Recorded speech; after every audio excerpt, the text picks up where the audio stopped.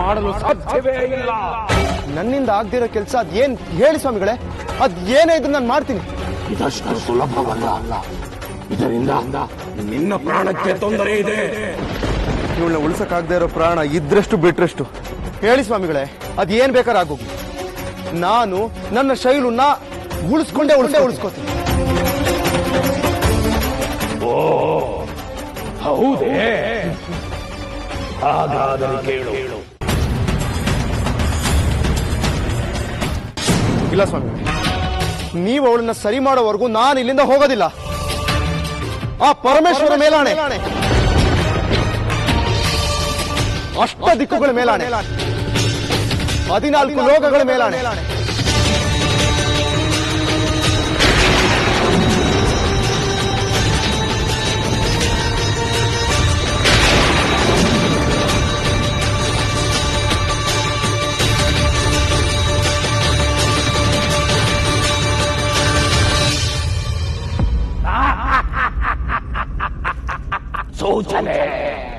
ಸೂಚನೆ ಕೊಟ್ಟೆಯ ಮಹಾವೈದ್ಯ ನಾಗಾರ್ಜುನ ನನ್ನ ಸಲಹಿದ ಮಹೇಶ್ವರ. ಧನ್ವಂತರಿ ದೇವನ ರಕ್ಷೆಗೆ ನಿಂತ ಶಂಭೋ ಶಂಕರ, ನಿನ್ನ ಮೀರಿದ ವೈದ್ಯ 14 ಲೋಕಗಳಲ್ಲೂ ಇರಲು ಸಾಧ್ಯವೇ? ಒಡೆಯ, ನೀನು ದಾರಿ ತೋರು, ನನಗೆ ನೀನು ದಾರಿ ತೋರು.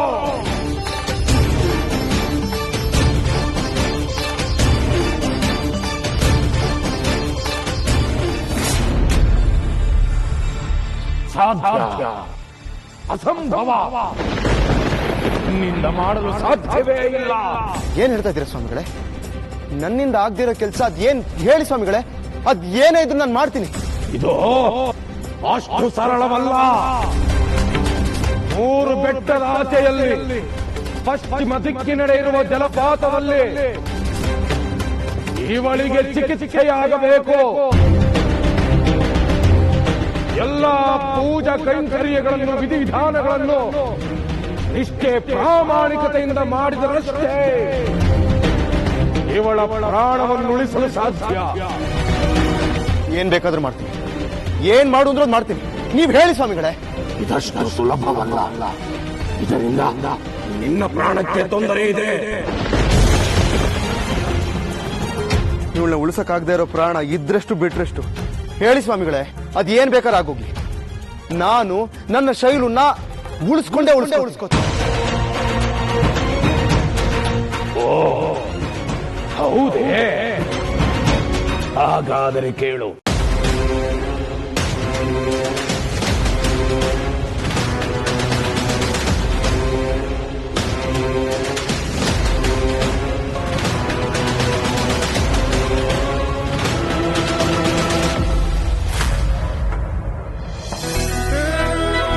Govinda, good morning.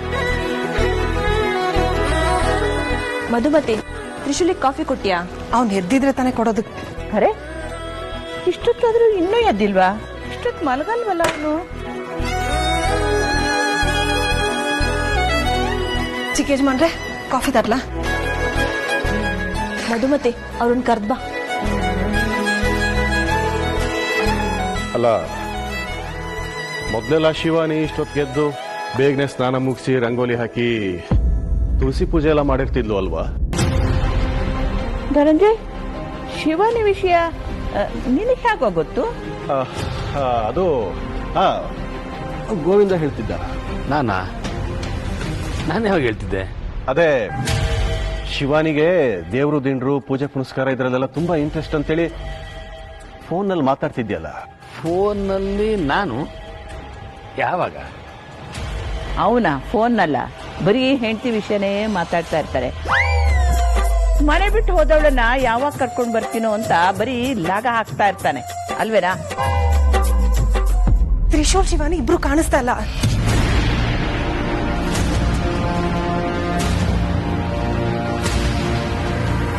ಮಧುಮತಿ, ಕಾಣಿಸ್ತಾ ಇಲ್ವಾ? ಎಲ್ಲಿ ಹೋದ್ರೆ ಇಷ್ಟು ಬೆಳಗ್ಗೆ? ಅದೇ ನನಗೂ ಅರ್ಥ ಆಗ್ತಿಲ್ಲ. ಎಲ್ಲಿಗೆ ಹೋಗೋದಿದ್ರು ಹೇಳೋಗ್ತಿದ್ರು, ಆದ್ರೆ ಇವತ್ತು ಏನಾದ್ರೂ ಸಮಸ್ಯೆನಾ?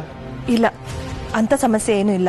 ಯಾರಿಗ್ ಗೊತ್ತು, ಸಮಸ್ಯೆ ಇದ್ರೂ ಇರಬಹುದು.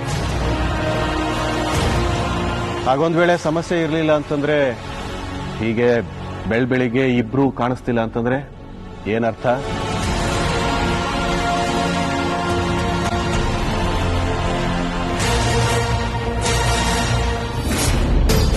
ನೀನೀಗ ಇವಳನ್ನು ಹೊತ್ತು ಸತ್ಯ ಶೋಧಿನ ಜಲಪಾತಕ್ಕೆ ಹೋಗಬೇಕು.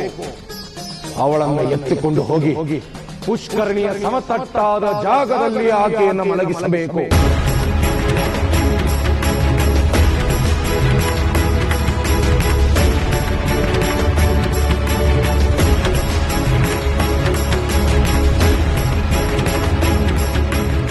ಸೂರ್ಯನ ಕಿರಣಗಳು ಅವಳ ಮೇಲೆ ನೇರವಾಗಿ ಬೀಳಲೇಬಾರದು.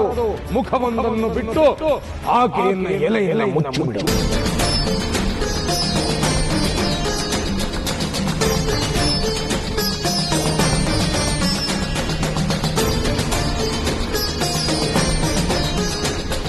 ನಿನಗೇನು ಆಗಲ್ಲ ಶೈಲು, ನಿನ್ ತಲೆ ಕೆಡಿಸ್ಕೋಬೇಡ. ನಿನ್ ಪ್ರಾಣ ಜವಾಬ್ದಾರಿ ನಂದು. ನಿನ್ನ ನಾನು ಉಳಿಸ್ಕೋತೀನಿ ಶೈಲು, ನೀನೇನು ಆಗೋದಿಲ್ಲ. ನೀನೀಗ ಜಲಪಾತದಲ್ಲಿ ನೀರು ಧುಮ್ಮಿಕ್ಕುವ ಜಾಗಕ್ಕೆ ಹೋಗಬೇಕು. ಅಲ್ಲೊಂದು ದೊಡ್ಡ ಆಳವಿದೆ, ಅದು ಪಾತಾಳವಾಹಿನಿ.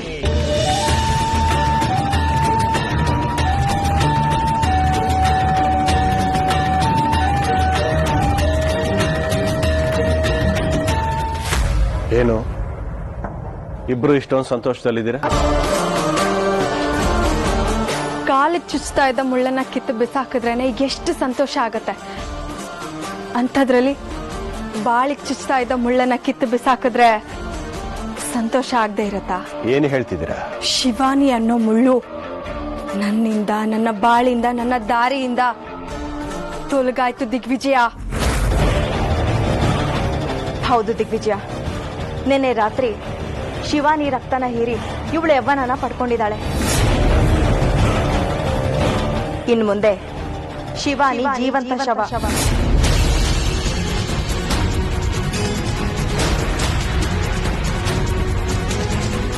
ಏನ್ ಮಾಡ್ಬಿಟ್ರಿ ನೀವು? ಇನ್ನೇನ್ ಮಾಡೋದು ಹೇಳು? ನಮ್ಮ ದಾರಿಗೆ ಅವಳು ಅಡ್ಡ ಆಗಿದ್ಲು, ಹಾಗೆ ನಿನ್ನ ದಾರಿಗೂ ತೊಂದರೆ ಕೊಡ್ತಾ ಇದ್ಲು ಅಲ್ವಾ? ಅದಕ್ಕೋಸ್ಕರ ಅವಳ ಕತೆನ ಮುಗಿಸ್ಬಿಟ್ವಿ. ನೀನೇನ್ ಹೇಳ್ತಾ ಇದ್ದೆ ಹೇಳು? ಶಿವಾನಿ ಇರೋ ಕಾರಣಕ್ಕೆ ನನ್ನ ಮದ್ವೆ ಮಾಡಿಸೋದು ಕಷ್ಟ ಅಂತ ಹೇಳ್ತಾ ಇದ್ದೆ ತಾನೆ? ಈಗ ಆ ಕಷ್ಟನ ತೊಲಗಿಸಿದೀನಿ. ಇನ್ನು ಭಯ ಬೇಡ ದಿಗ್ವಿಜಯ. ಅವಳಿಲ್ಲ ಸರಿ, ಆದರೆ ನನ್ನ ಮಗ ಎಲ್ಲಿ? ಗೊತ್ತಿಲ್ಲ. ಅವಳ ಭೀಭತ್ಸ ಮುಖವನ್ನ ನೋಡಿ ಅವನು ಎದ್ರುಕೊಂಡು ಓಡೋಗಿರ್ಬಹುದು. ಅವಳು ದಿಗ್ವಿಜಯ, ಮುಖನ ಅಂದವಾಗಿ ಇಟ್ಕೊಂಡಿರೋರು ಅವ್ರ ರೂಪ ಕುರೂಪ ಆದ್ರೆ ನಮ್ಮನ್ನ ಯಾರು ನೋಡ್ಬಾರ್ದು ಅಂತ ಓಡೋಗಿರ್ಬಹುದು. ಅದೇ ತರ ಇವಳು ಓಡೋಗಿರ್ಬಹುದು. ಅವಳು ಬರಲ್ಲ ಅನ್ನೋದೇ ಸತ್ಯ. ನಾನು ನನ್ನ ಮುಂದಿನ ಹೆಜ್ಜೆ ಇಡಬೇಕು ಅಂದ್ರೆ ಇದು ಸತ್ಯ ಅಂತ ನನಗೆ ಕನ್ಫರ್ಮ್ ಆಗಬೇಕು. ಅವಳನ್ನ ಯಾವುದೋ ಒಂದು ಶಕ್ತಿ ಕಾಪಾಡ್ತಾ ಇದೆ. ಪ್ರತಿ ಹೆಜ್ಜೆನಲ್ಲೂ ಅವಳ ಜೊತೆ ಪವಾಡಗಳೇ ನಡೀತಾ ಇವೆ. ದುಡ್ಡನ್ನು ಕದ್ಕೊಂಡು ಹೋದ್ಲು, ದುಡ್ಡು ಡಬಲ್ ಆಗಿ ವಾಪಸ್ ತಗೊಂಡು ಬಂದ್ಲು. ನೀವು ಅವಳ ಮೇಲೆ ಬೆಂಕಿ ಪ್ರಯೋಗ ಮಾಡಿದ್ರೆ ಅವಳಿಗೇನೂ ಆಗ್ಲಿಲ್ಲ. ಈಗಲೂ ಕೂಡ ಹಾಗೆ ಏನಾದರೂ ಆಗಿರಬಹುದು ಅಲ್ವಾ? ಏನೂ ಆಗಲ್ಲ. ಅವಳು ಇಷ್ಟೊತ್ತಿಗಾಗ್ಲೇ ಸತ್ತೋಗಿರ್ತಾಳೆ. ನಾಳೆ ಪೇಪರಲ್ಲಿ ಅಜ್ಞಾತ ವೃದ್ಧೆಯ ಶವ ಪತ್ತೆ ಅಂತ ಸುದ್ದಿ ಬರುತ್ತೆ, ನೋಡ್ತಾ ಇರು. ಹೋಗು ಹೋಗು ದಿಗ್ವಿಜಯ, ನೀನ್ ಹೋಗಿ ಮದುವೆ ತಯಾರಿ ಮಾಡ್ಕೋ.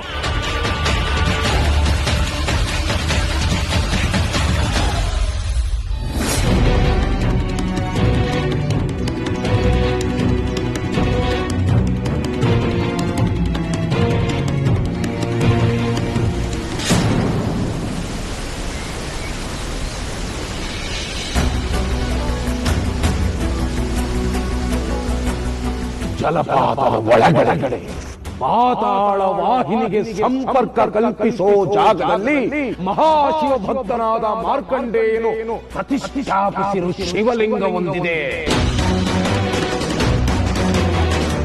ನೀನು ಅಲ್ಲಿ ಕೂತು ಮಹಾಮೃತ್ಯುಂಜಯನಾದ ಆ ಪರಶಿವನ ಜಪ ಮಾಡಬೇಕು.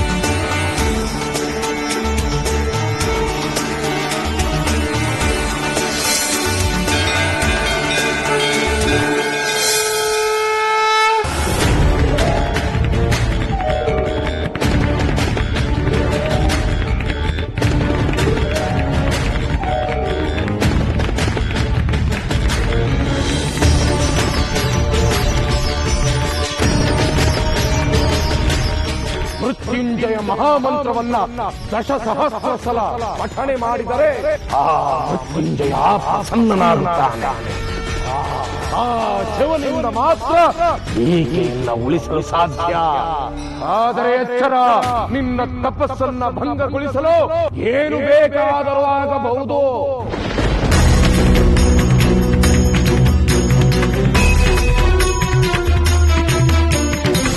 ಪರಮೇಶ್ವರ, ಅವಳನ್ನ ಉಳಿಸ್ಕೊಡು ತಂದೆ. ನೋವಿನ ಬದುಕು ಕೊಟ್ಟೆ, ಪ್ರೀತಿಸಿದವಳ ಪ್ರಾಣನ ತೆಗೆದು ಈಗ ನನ್ನನ್ನೇ ನಂಬ್ಕೊಂಡು ಬಂದಿರೋಳು ಘೋರ ಸ್ಥಿತಿನಲ್ಲಿದ್ದಾಳೆ. ಅವಳನ್ನ ಉಳಿಸೋದಕ್ಕೆ ಈ ಪೂಜೆ ವಿಧಾನಗಳೆಲ್ಲ ಮಾಡ್ತಾ ಇದ್ದೀನಿ. ಯಾವುದೇ ಭಂಗ ಬರದೇ ಇರೋ ತರ ಇದನ್ನು ಪೂರ್ತಿ ಮಾಡೋದಕ್ಕೆ ಆಶೀರ್ವಾದ ಮಾಡಿದೆ. ಹೊರಗಿರೋಳ ದೇಹಕ್ಕೆ ರಕ್ಷಣೆ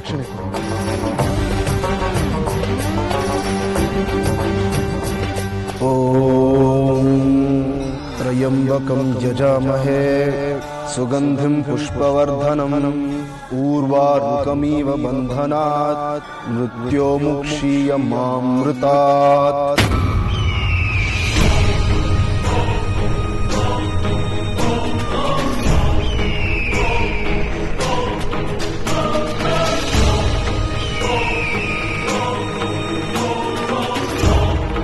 ಅಯ್ಯೋ, ಆ ರಣಹದ್ದುಗಳ ಕಣ್ಣು ಈಗ ಅವಳ ದೇಹದ ಮೇಲೆ ಬಿದ್ದಿದೆ. ಹಾಗಾದರೆ ಅವಳ ಬದುಕು ದುರಂತವೇ ಮಹೇಶ್ವರ.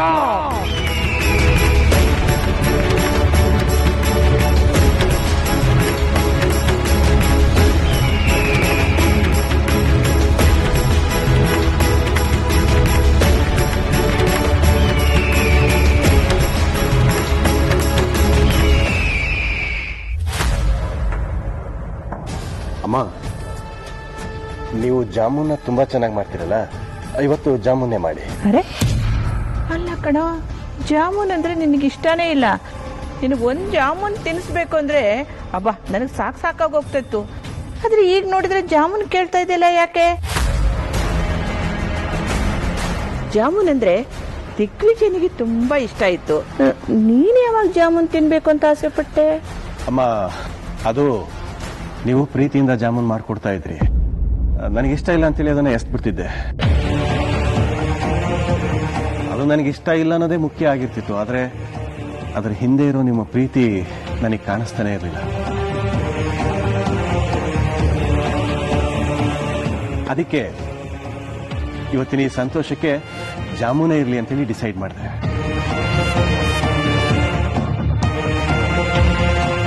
ಇವತ್ತೇನ್ ವಿಶೇಷ ಇದೆ? ಅದು ಮನೆಯಲ್ಲಿ ಏನೋ ಎಲ್ಲ ಸರಿ ಹೋಗ್ತಾ ಇದೆ. ಯಾವುದೋ ಒಂದು ಸಂತೋಷದ ಸುದ್ದಿ ನಮ್ಮನ್ನ ಹುಡುಕೊಂಡು ಬರ್ತಾ ಇದೆ ಅಂತ ಅನಿಸ್ತಾ ಇದೆ. ಅದಕ್ಕೆ ಅಂದ್ರೆ ಶಿವಾನಿ, ತ್ರಿಶೂಲ್ ಏನಾದ್ರೂ ಮನೆಗೆ ಬರ್ತಾರಾ? ಫೋನ್ ಏನಾದ್ರೂ ಬಂದಿತ್ತೇನೋ? ಹಾಗೆ ಅಂದ್ಕೊಳ್ಳಿ ಅಮ್ಮ. ಆಮೇಲೆ ತ್ರಿಶೂಲ್ಗೆ ಮೈಸೂರು ಪಾಕ್ ಅಂದ್ರೆ ಪಂಚಪ್ರಾಣ, ಅದನ್ನು ಮಾಡಿ ಸ್ವೀಟ್ಸ್ ಕೊಟ್ಟು ಅವನ್ನ ವೆಲ್ಕಮ್ ಮಾಡೋಣ. ಅರೆ, ತ್ರಿಶೂಲಿಗೆ ಮೈಸೂರು ಪಾಕ್ ಇಷ್ಟ ಅಂತ ನಿನಗೆ ಯಾಕೆ ಗೊತ್ತು?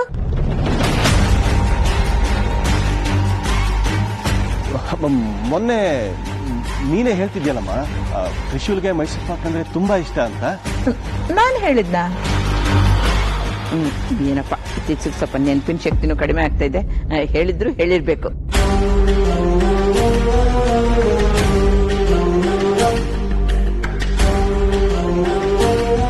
ಈ ದಿಗ್ವಿಜಯ ನಾವು ಹೇಳಿದ ಕೆಲಸ ಮಾಡು ಅಂದ್ರೆ ಬೇರೆ ಏನೇನೋ ಮಾಡ್ತಿದ್ದಾನಲ್ಲ ದಾಕ್ಷಾಯಣಿ, ಅದು ಯಾವ ಶುಭ ಸುದ್ದಿ ಇರಬಹುದು? ಇವತ್ತು ತ್ರಿಶೂಲ್ ಬಂದ್ಮೇಲೆ ನಿನ್ನ ಅವನ ಮದ್ವೆ ಮಾತುಕತೆ ಆಡೋದೇ ಶುಭ ಸುದ್ದಿ ಅನ್ಸುತ್ತೆ. ದಮಯಂತಿ, ಮಧುಮತಿ, ನಡೀರಿ, ನಾವೆಲ್ಲ ಸೇರಿ ಸ್ವೀಟ್ ಮಾಡೋಣ. ಆಯ್ತಪ್ಪ? ಜಾಮೂನು, ಮೈಸೂರು ಪಾಕು ಎರಡು ಮಾಡ್ತೀವಿ, ಆಯ್ತಾ? ಏನೋ ಗೊಂದಲ ಇದೆಯಲ್ಲ, ಈ ವಯ್ಯ ಏನೋ ಹೇಳೋದು ನಿನಗೆ ಗೊತ್ತಾಯ್ತು ಅಂದ್ರೆ ನೀವೇ ಹೇಳಿದ್ದು ಅಂತ. ಇದೆಲ್ಲ ನೋಡ್ತಿದ್ರೆ ಈ ಅಪ್ಪನ ಬಗ್ಗೆ ಅನುಮಾನ ಬರ್ತಾ ಇದೆ. ದೊಡ್ಡ ಯಜಮಾನ್ರಿಗೆ ಜಾಮೂನ್ ಅಂದ್ರೆ ಇಷ್ಟ, ಚಿಕ್ಕ ಯಜಮಾನ್ರು ಜಾಮೂನ್ ಅಂದ್ರೆ ಇಷ್ಟ ಅಂತ ಹೇಳ್ತಾ ಇದಾರಲ್ಲ. ಅದಿರ್ಲಿ, ತ್ರಿಶೂಲ್ಗೆ ಮೈಸೂರು ಪಾಕ್ ಅಂದ್ರೆ ಇಷ್ಟ ಅಂತ ಇವ್ರಿಗೆ ಹೆಂಗ್ ಗೊತ್ತು? ಇಲ್ಲೇನೋ ಇದೆ. ತ್ರಿಶೂಲ್ ಇವತ್ತು ಅವಳು ಸತ್ಲು ಅಂತ ಬರ್ತಾನೆ. ಬಂದ ತಕ್ಷಣ ನಾನು ಮದುವೆ ವಿಷಯನ ಪ್ರಸ್ತಾಪ ಮಾಡಬೇಕು.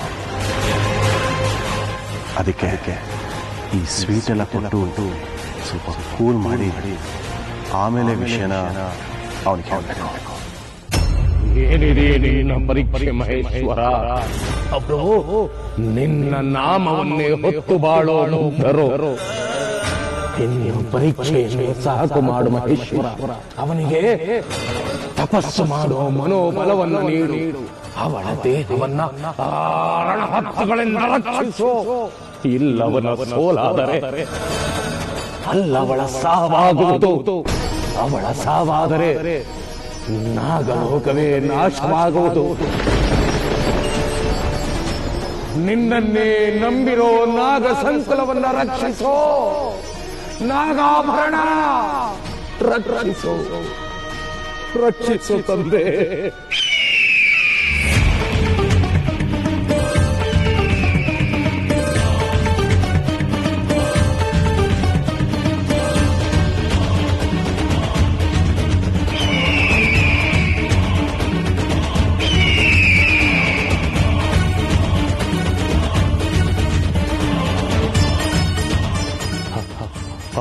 ಅವಳ ದೇಹವನ್ನ ಕುಕ್ಕಿ ಕುಕ್ಕಿ ತಿನ್ನಲು ರಣಹತ್ತುಗಳ ದಂಡೆಯೇ ಸುತ್ತುವರೆದಿದೆ.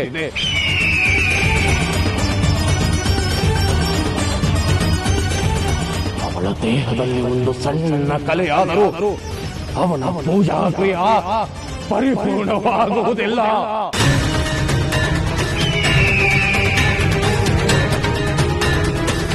ಇದು ನಿನಗೆ ತಿಳಿದಿದ್ದರೂ ರಣಹತ್ತುಗಳನ್ನು ತಡೆಯಲಾರೆಯ ಶಂಕರ, ತಡೆಯಲಾರೆಯ.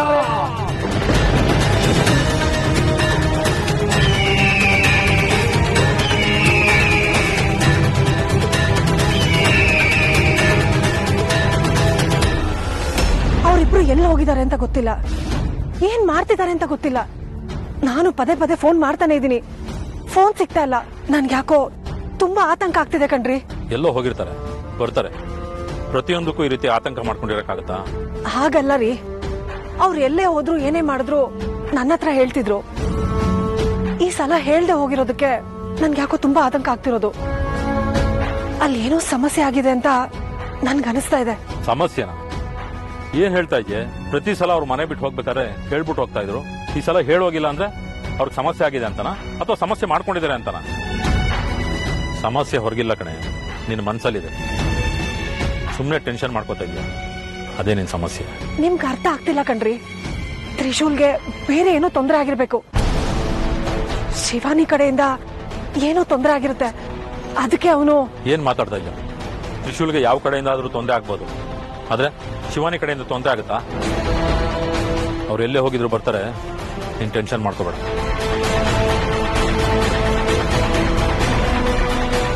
ಹೇಗ್ರಿ ಹೇಳೋದು ನಿಮ್ಮ ಹತ್ರ? ಬಂದಿರೋದು ಶೈಲು ಶಿವಾನಿ ಅಲ್ಲ ಅಂತ. ಈಗ ಶೈಲು ಮನೆ ಬಿಟ್ಟು ಹೋಗ್ತೀನಿ ಅಂತ ಹಠ ಮಾಡ್ತಿದ್ದಾಳ. ಅದಕ್ಕೆ ತ್ರಿಶೂಲ್ ಗಾಬರಿ ಆಗಿದಾನ ಅಥವಾ ಅವಳು ಮನೆ ಬಿಟ್ಟು ಹೋಗಿದ್ದಾಳ? ಅದಕ್ಕೆ ಅವಳನ್ನ ಕರ್ಕೊಂಡ್ ಬರಕ್ಕೆ ತ್ರಿಶೂಲ್ ಹೋಗಿರ್ಬೋದು. ಛೇ, ಅವಳು ಏನಾದ್ರೂ ಬರ್ದೇ ಇದ್ರೆ?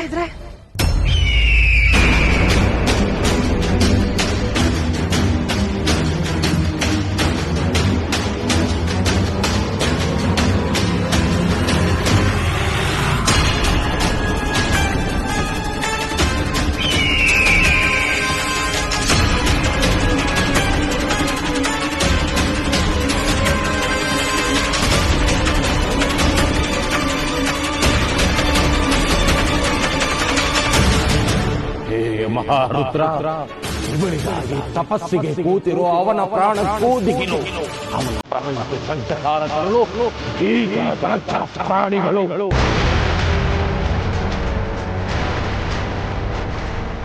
ಇವನ ದೇಹವನ್ನ ಕೊಕ್ಕಿ ತಿನ್ನಲು ಘೋರ ರಣಹಂತಗಳು.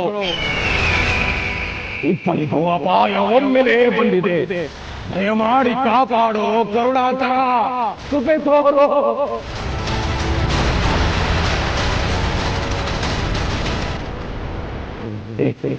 ಹೇ ಮುರುಡೇಶ್ವರ, ಹೇ ಓಂಕಾರೇಶ್ವರ, ಅವನನ್ನು ಕಾಪಾಡು ಮಹಾರುದ್ರ, ಕಾಪಾಡು.